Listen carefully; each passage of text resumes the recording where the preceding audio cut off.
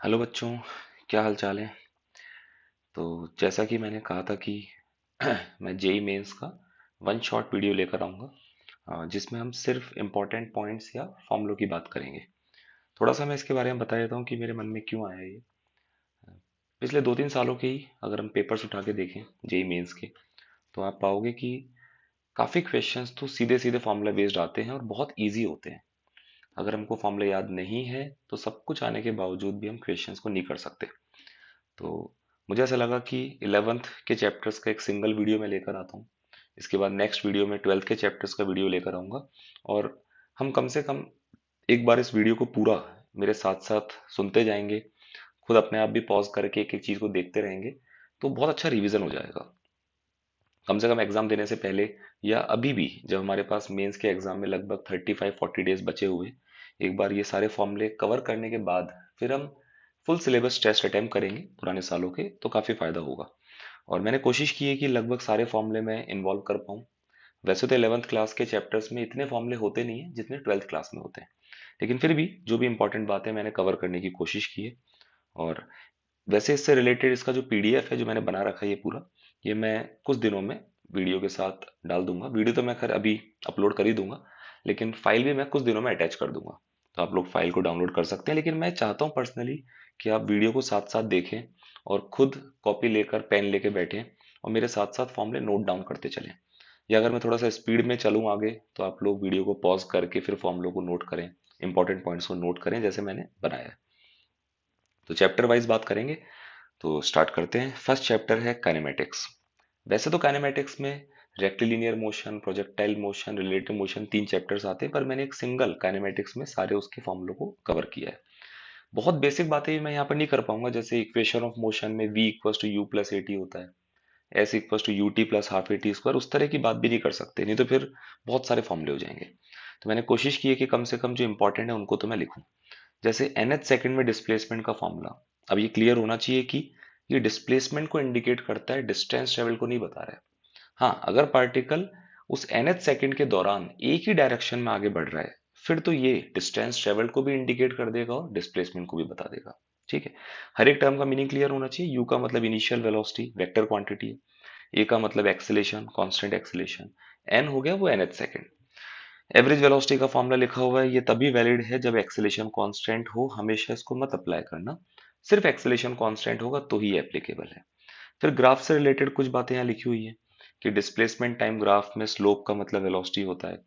Velocity time graph में slope का meaning acceleration होता है। वेलोसिटी टाइम ग्राफ में एरिया से हम डिस्प्लेसमेंट और डिस्टेंस ट्रेवल भी पता कर सकते हैं। और एक्सेलेरेशन टाइम ग्राफ का जो एरिया होता है वो किसको इंडिकेट करता है, चेंज इन वेलोसिटी को। ठीक है। देन प्रोजेक्टाइल में ग्राउंड से ग्राउंड प्रोजेक्टाइल के लिए बेसिक फॉर्मूले, time of flight, maximum height, horizontal range. Equation of trajectory लिखा हुआ है, दो अलग अलग तरीकों से आप देख सकते हैं। फिर रिलेटिव मोशन में रिवर प्रॉब्लम में जीरो ड्रिफ्ट के लिए कितने एंगल पे स्विम करना चाहिए वो लिखा हुआ है। मिनिमम टाइम के लिए उसको किस डायरेक्शन में स्विम करना चाहिए, मिनिमम टाइम की वैल्यू क्या है वो लिखा हुआ है। और अगर मिनिमम, एक सेकेंड, हाँ, अगर मिनिमम ड्रिफ्ट जीरो नहीं पॉसिबल है तो कितने एंगल पर ड्रिफ्ट मिनिमम आएगा वो पता करना है, तो फॉर्मूला ये है। फिर मुझे पर्सनली लगा कि यार एनएलएम में और फ्रिक्शन में एज सच फॉर्मूले नहीं है। ये तो ऐसे चैप्टर्स है जिनकी प्रैक्टिस जितनी करेंगे उतने अच्छे होते जाएंगे ये। तो मैंने मेरे हिसाब से मैंने लिख दिया कि एनएलएम में कोई फॉर्मूले नहीं है, फ्रिक्शन में भी मेरे अकॉर्डिंग फॉर्मूले याद रखने की रिक्वायरमेंट नहीं है। देन चैप्टर आता है work power energy. Constant force का वर्क एफ डॉट एस या F S cos theta. Variable force का वर्क लिखना होगा तो पहले हम स्मॉल वर्क लिखेंगे एफ डॉट डी एस से, फिर उसको इंटीग्रेट कर देंगे। और इसी को ऐसा लिख सकते हैं, integration f x d x plus integration f y d y plus integration f z d z. इसको देख के याद आया कि ये, इसी को हम बोल सकते हैं ग्राफ की टर्म में area of force and displacement graph किसको शो करता है, work done by that force को। Then work done by spring का फॉर्मूला लिखा हुआ है W all equals to delta K. ये तो जानते ही है, वर्क एनर्जी थ्योरम। ठीक है। कंजर्वेटिव फोर्स का वर्क माइनस डेल्टा यू होता है, ये कई चैप्टर्स में यूज में आता है, जैसे इलेक्ट्रोस्टैटिक्स में, जैसे मैग्नेटिक फील्ड वाले चैप्टर में। देन एक्सटर्नल एजेंट का वर्क डेल्टा यू के बराबर, लेकिन ये तभी वैलिड है जब प्रोसेस क्या हो, स्लो। उसके बाद अगर मान लो कोई फोर्स गिवन है वेक्टर फॉर्म में, conservative force, and we have to write down its potential energy. तो हम कैसे लिखेंगे, minus integration f x d x minus integration f y d y minus integration f z d z. इसका उल्टा भी हो सकता है, हो सकता है कभी पोटेंशियल एनर्जी का फंक्शन दिया हो और उसके करस्पॉन्डिंग कंजर्वेटिव फोर्स पूछा गया हो, तो हम फोर्स के कंपोनेंट पता करेंगे इस तरह से पार्शियल डिफरेंशिएशन से। देन इंस्टेंटेनियस पावर का formula f v cos theta. Average power होता है total work done by force divide by total time duration. फिर सर्कुलर मोशन की बेसिक बातें आप देख सकते हैं यहाँ से, ओमेगा क्या होता है, अल्फा क्या होता है। अगर अल्फा कांस्टेंट होगा तो सर्कुलर मोशन में इक्वेशन ऑफ मोशन की तरह इक्वेशन बनती है। उसके बाद v equals to omega r vector form में भी लिखा हुआ है। सेंट्रीपिटल एक्सेलेरेशन वेक्टर फॉर्म में भी लिखा हुआ है। टेंजेंशियल एक्सेलेरेशन होता है d by d T of speed या v dv बाई ds। फिर नेट एक्सेलेरेशन के लिए आप इस डायग्राम को देख सकते हैं कि टेंजेंशियल और सेंट्रीपिटल हमेशा आपस में परपेंडिकुलर है। तो नेट एक्सेलेरेशन कैसे लिखेंगे, root of a c square plus a t square. फिर वर्टिकल सर्कुलर मोशन में अगर पार्टिकल को स्ट्रिंग की हेल्प से अटैच करके घुमाते हैं वर्टिकल प्लेन में, तो रिजल्ट याद रख सकते हैं कि लोएस्ट पॉइंट पर कम से कम रूट 5 GL स्पीड देनी पड़ेगी, तब जाकर वो कंप्लीट सर्कल पर घूमेगा। एक बहुत इंपॉर्टेंट रिजल्ट कि वर्टिकल सर्कुलर मोशन में मैक्सिमम टेंशन और मिनिमम टेंशन का डिफरेंस, ये थोड़ा गलत लिखा हुआ है, 6 mg होता है। ये हमेशा वैलिड है अगर वो कंप्लीट सर्कल पर घूम रहा है तो। उसके बाद हॉरिजॉन्टल सर्कुलर रफ ट्रैक पर मिनिमम सेफ स्पीड जो रिक्वायर्ड होती है, हाँ, वो सॉरी मैक्सिमम सेफ स्पीड जो होती है वो होती है रूट म्यू आर जी। तो अगर आपके व्हीकल की speed root mu r g के बराबर या कम है तो व्हीकल सेफली उस टर्न को क्रॉस कर लेगा, अदरवाइज व्हीकल स्किड कर जाएगा। बैंक्ड रोड के लिए safe speed root r g tan theta. इतनी स्पीड से मूव करेंगे तो फ्रिक्शन की रिक्वायरमेंट नहीं होगी। मैक्सिमम स्पीड लिखा हुआ है, मिनिमम स्पीड लिखा हुआ है, इसमें जो थीटा है वो है एंगल ऑफ बैंकिंग, यहाँ दिखा रखा है मैंने, banked road. Then radius of curvature v square upon a perpendicular, जहां वी है स्पीड और ए परपेंडिकुलर है एक्सेलेरेशन का वो कंपोनेंट जो वेलोसिटी के परपेंडिकुलर है। देन सेंटर ऑफ मास के बेसिक फॉर्मूले जिनकी सबकी शक्ल एक जैसी होती है। Position of centre of mass का formula m1 r1 vector plus m2 r2 vector and so on divide by total mass. इसी तरह का फॉर्मूला है सेंटर ऑफ मास का एक्स कोऑर्डिनेट लिखना होगा या वाई कोऑर्डिनेट लिखना होगा या जेड कोऑर्डिनेट, सारे फॉर्मूले भाई बहन है। फिर कंटिन्यूस मास डिस्ट्रीब्यूशन अगर है तो सेंटर ऑफ मास का एक्स कोऑर्डिनेट इस तरह से पता करेंगे और इसी तरह का वाई कोऑर्डिनेट का फॉर्मूला बना लेंगे, इसी तरह का जेड कोऑर्डिनेट। फिर बहुत इंपॉर्टेंट बात, बेसिक जो कंटिन्यूस ऑब्जेक्ट्स हैं जैसे semi circular ring, semi circular disc, hollow hemisphere, उनके सेंटर ऑफ मास की लोकेशन का आइडिया आपको होना चाहिए। सेमी सर्कुलर रिंग का centre of mass 2r upon pi, semi circular disc 4r upon 3 pi, hollow hemisphere r/2, solid hemisphere 3r/8, hollow cone h/3, solid cone h/4। Centre of mass का displacement लिखना है अगर, तो m1 s1 vector plus m2 s2 vector and so on divide by total mass.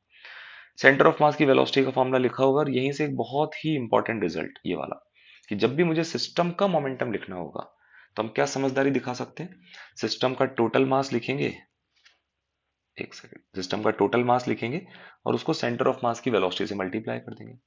Centre of मास के acceleration का formula लिखा होगा और यहां से हम देख सकते हैं कि नेट फोर्स सिस्टम पर हम कैसे लिख सकते हैं, total mass into centre of mass का एक्सेलेरेशन। फिर मैंने लिखा है कि सिस्टम की काइनेटिक एनर्जी, कई बच्चे गलती से क्या करते हैं कि सारा मास सेंटर ऑफ मास पे रखा हुआ मान लेते हैं और सीधे लिखते हैं half into total mass into velocity of centre of mass का स्क्वायर, जो कि लिखना गलत है। देन उसके बाद पोटेंशियल एनर्जी लिखने के लिए हम क्या कर सकते हैं, total mass into g into height of centre of mass, ये फॉर्मूला यूज में ले सकते हैं। देन वेरिएबल मास में जब सिस्टम का मास वेरी कर रहा होता है तो थ्रस्ट फोर्स का फॉर्मूला लिखा हुआ है। रॉकेट प्रोपल्शन, मैं कहूंगा कि ये इंपॉर्टेंट मान सकते हो आप। रॉकेट की स्पीड किसी इंस्टेंट पर v equals to u minus g t plus v relative l n, m को मैं एम नॉट लिख देता हूं, जहां एम नॉट का मतलब है initial total mass of rocket plus fuel system. V relative है जिस रिलेटिव वेलोसिटी से वो फ्यूल गैस की फॉर्म में इजेक्ट हो रहा है। म्यू है dm by d t, mass के इजेक्ट होने की rate. Then rigid body dynamics, वैसे तो इसके अंदर मुझे ऐसा लगता है कि मेंस के हिसाब से सिर्फ moment of inertia he important है, ज्यादा इंपॉर्टेंट। पिछले 2-3 सालों में आप जैसे लास्ट ईयर का 2021 का 24 फेब का शिफ्ट 1 और शिफ्ट 2 के पेपर आप देखना, या और किसी भी शिफ्ट के पेपर देखना आप, आपको साफ साफ दिखाई देगा कि हाँ, इस चैप्टर में से अगर क्वेश्चन के आने की प्रोबेबिलिटी है तो मोमेंट ऑफ इनर्शिया का बहुत बड़ा योगदान है उसमें। बेसिक फॉर्मूला लिखा हुआ है। फिर रॉड के लिए अलग अलग एक्सिस के अबाउट मैंने एक्सिस भी ड्रॉ कर रखी है और एक्सिस के साइड में उस एक्सिस के अबाउट मोमेंट ऑफ इनर्शिया भी हर डायग्राम में लिखा हुआ है, आप देख सकते हैं। रॉड के लिए ring, disc, plate, square plate, hollow sphere, solid sphere. Then pure rotation में रिजल्टेंट टॉर्क आई अल्फा होता है, काइनेटिक एनर्जी या rotational kinetic energy half I omega square होता है। देन टॉर्क का बेसिक मीनिंग बता रखा है यहाँ पर, आप देख सकते हैं। कपल फोर्स का टॉर्क कैसे लिखते हैं, उसका फॉर्मूला लिखा हुआ है एफ इंटू डी। फिर कुछ बेसिक फॉर्मूले। एंगुलर मोमेंटम कैसे लिखते हैं किसी पार्टिकल का किसी रेफरेंस पॉइंट के अबाउट। प्योर रोटेशन में कैसे लिखते हैं वो लिखा हुआ है। कंबाइंड मोशन में एंगुलर मोमेंटम कैसे लिखते हैं, ये काफी इंपॉर्टेंट फॉर्मूला, एडवांस के हिसाब से ज्यादा इंपॉर्टेंट है, मेंस में इतना योगदान हो सकता है नहीं है उसका। सिंपल हार्मोनिक मोशन के बेसिक फॉर्मूले लिखे हुए हैं, जैसे X equals to A sine omega T plus five, V बराबर omega root A square minus X square, ये इंपॉर्टेंट है ये वाला। Then acceleration is minus omega square X. Kinetic energy का formula, potential energy, spring mass system का time period काफी important. और यहीं पर मैंने कॉम्बिनेशन भी बता रखा है कि अगर सीरीज कॉम्बिनेशन है तो के इक्विवेलेंट है k one k two upon k one plus k two, अगर दो स्प्रिंग है तो ज्यादा होगी तो one upon k equivalent equals to one by k one plus one by k two plus one by k three and so on, इस तरह से कर लेंगे। पैरेलल कॉम्बिनेशन में के इक्विवेलेंट के वन प्लस के टू होता है। सिंपल पेंडुलम का टाइम पीरियड काफी important, two pi root L upon G effective. Physical pendulum का time period two pi root I upon M G L, जहाँ आई का मतलब moment of inertia of that system about hinge axis. M G L में M का मतलब system का total mass, L का मतलब बहुत इंपॉर्टेंट है distance between centre of mass and hinge.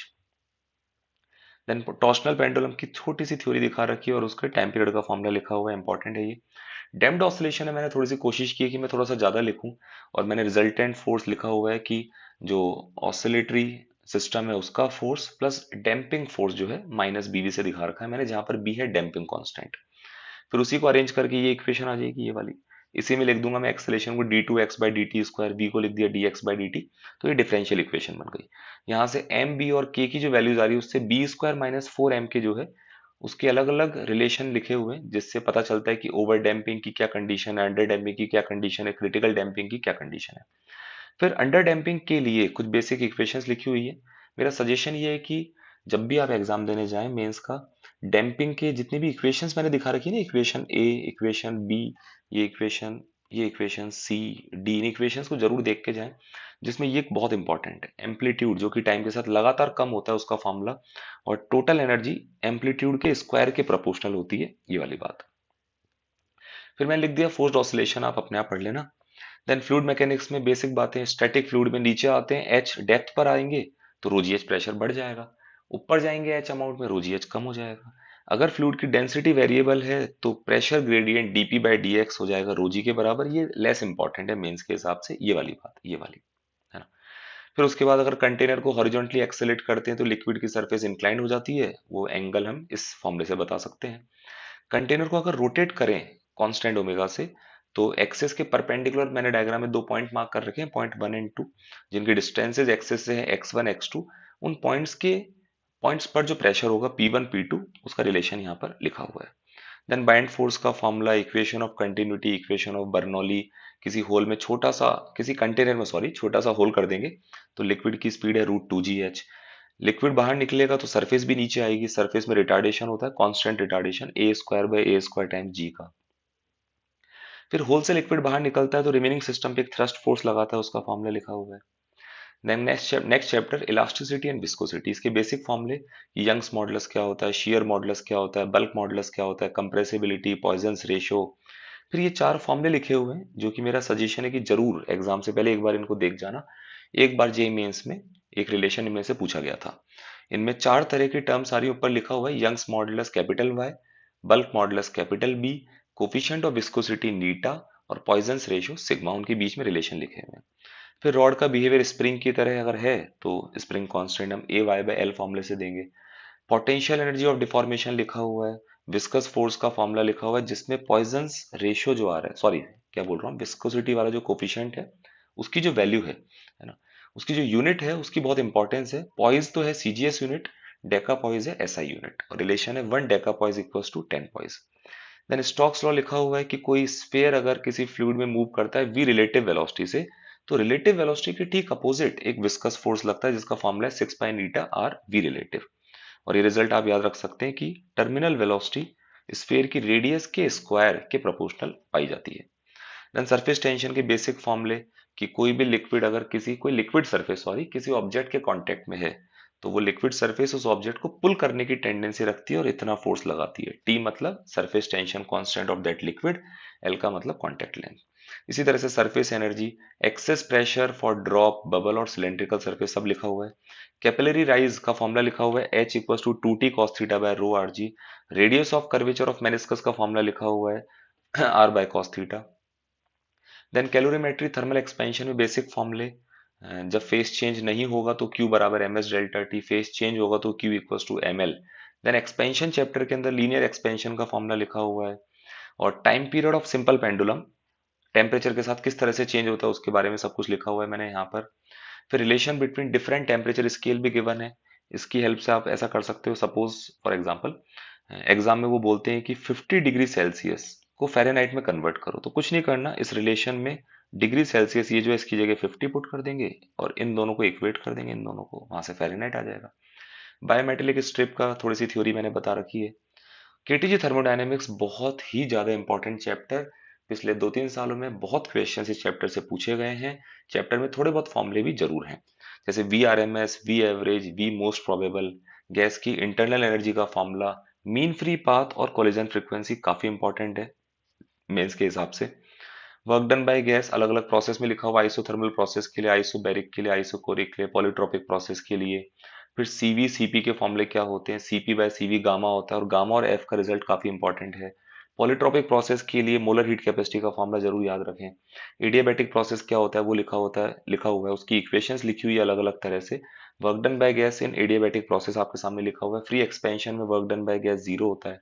फिर मिक्सचर के लिए काफी इंपॉर्टेंट है गामा मिक्सचर का फॉर्मूला, और उस मिक्सचर का एवरेज मोलर मास का फॉर्मूला भी लिखा हुआ है।